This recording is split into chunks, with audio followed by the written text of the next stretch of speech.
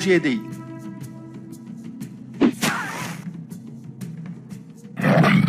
আমার লেজ কি হলো?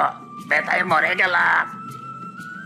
আমি সাপটার লেজে কোপ দেওয়ার সাথে সাথে বড় একটা প্রাণী নড়ে উঠলো মনে হয়। জঙ্গলে তো সাপ ছাড়াও আরো কত ভয়ানক প্রাণী থাকে। আমার কাজ শেষ, এখান থেকে তাড়াতাড়ি কেটে পড়াই ভালো।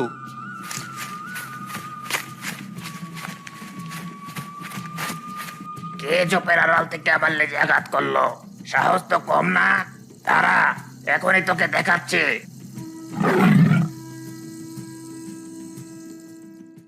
চোপের এপাশে তো কেউ নেই। বাঘ মামা, তোমার লেজ দিয়ে রক্ত পড়ছে কেন? আরে, তোমার লেজও তো দেখছি আমার লেজের মতো কাটা। তুমিও কি আমার মতো চুরি করতে গিয়ে তোমার লেজ হারালে? আমি তোর মতো ছিসকে চোর নই যে চুরি করতে গিয়ে নিজের লেজ হারাবো। আমি আমার মতো এখানে বসে বিশ্রাম নিচ্ছিলাম, তখন কিভাবে কি হলো কিছুই টের পাইনি। কুমিরের কাছে গিয়ে দেখি, ওই বলতে পারবে কিভাবে কি হলো।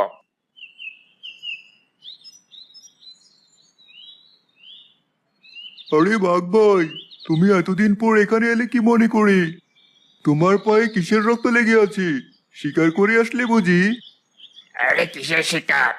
খেয়ে একটু বিশ্রাম নিচ্ছিলাম, তখনই হঠাৎ আমার লেজে কিসের যেন আঘাত লাগলো। দেখি আমার লেজটা কে জানি কেটে ফেলেছে। ব্যথায় মরে যাচ্ছে এখন। তুমি দাঁড়াও, আমি এখনই লতাপাতা নিয়ে ওষুধ বানিয়ে তোমার লেজে লাগিয়ে দিচ্ছি। আহ, এতক্ষণ একটু স্বস্তি পেলাম। আমার লেজ কি আর কখনো আগের মতো হবে না? আমার লেজ এমন হলো কি করে?